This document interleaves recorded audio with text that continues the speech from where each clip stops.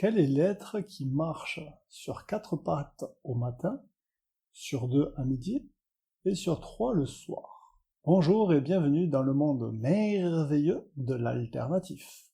Aujourd'hui, comme option, nous allons nous pencher sur du développement personnel. Mais avant cela, les traditionnelles promotions pour faire grandir la chaîne, abonnez-vous, parlez-en sur vos réseaux sociaux afin d'apporter du bien-être à votre entourage. Et au fait, mettez des pouces en l'air, comme du temps où vous faisiez de l'autostop. Bien sûr, vous avez sûrement la réponse qu'Oedipe donna au Sphinx pour résoudre son énigme. Si ce n'est pas le cas, je vous conseille de réviser vos classiques avec les liens que je vous ai mis en description sur la mythologie grecque. Allez, c'est parti pour l'explication de « Il était une fois la vie ». Si vous êtes d'un certain âge, vous avez certainement connu ce magnifique petit dessin animé avec ce bon vieux maestro. Rappelez-vous, il était une fois la vie, il était une fois l'Amérique, il était une fois l'espace, il était une fois au Congo, il était une fois sur la Lune. Bon, ils ont tiré le concept un peu trop loin. Depuis la nuit des temps, l'être humain se demande ce qu'il fait sur Terre. Il y a plein de théories, d'explications dans tous les secteurs possibles et inimaginables, entre les religions, la science, les sectes, la psychologie, etc., etc. Bref, la théorie la plus pragmatique au vu de l'évolution de l'Homo sapiens, si nous observons juste ces 200 dernières années, serait que l'Homo sapiens n'est bon qu'à se nourrir, se reproduire, faire la guerre, il est attiré par une soif de pouvoir et détruit toujours son environnement.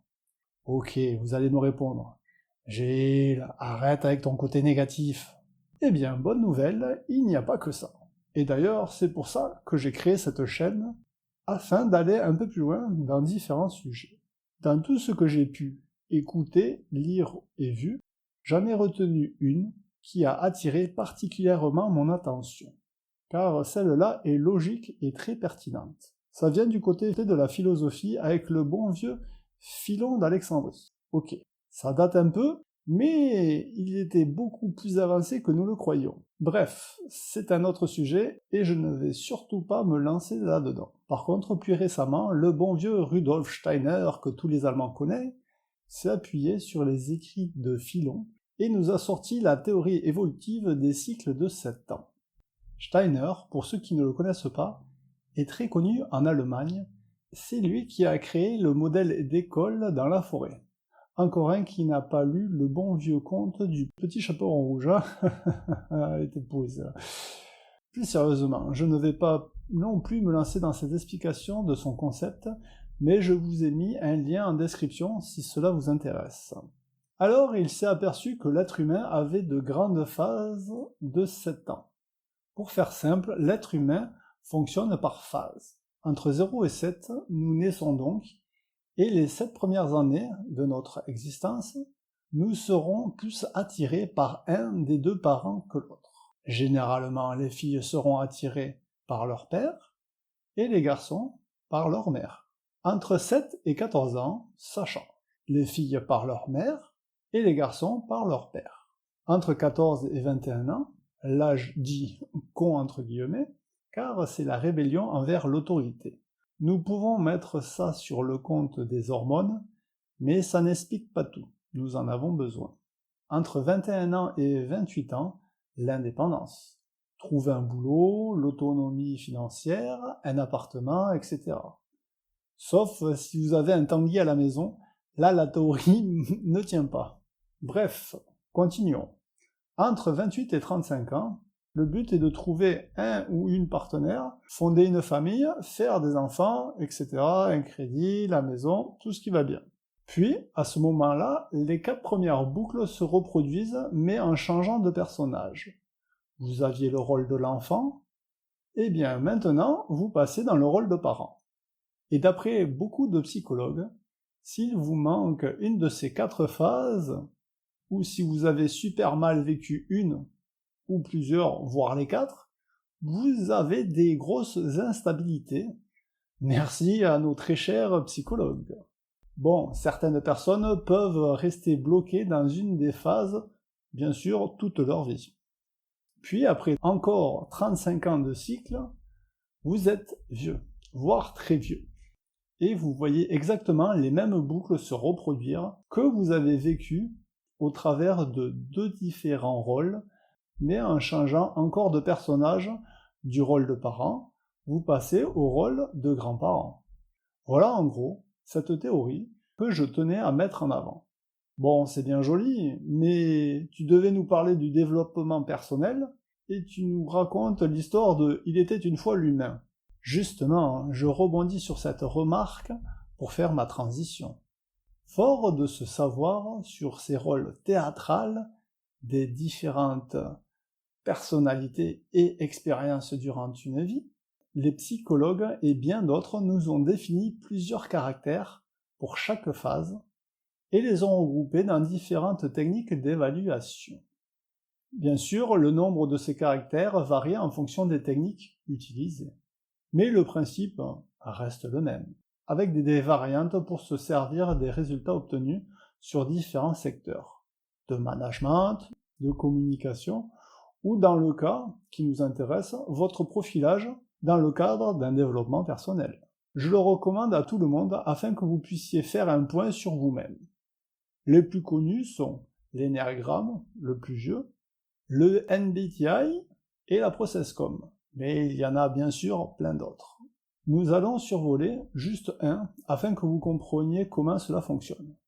Pour l'énéagramme, il y a 9 caractères. Il y aura le perfectionniste, il y aura l'aidant, le compétiteur, le créateur, le penseur, le loyaliste, l'adaptable, le leader et le négociateur. Durant vos 4 premières phases de votre vie, vous allez développer plus certaines de ces traits de personnalité.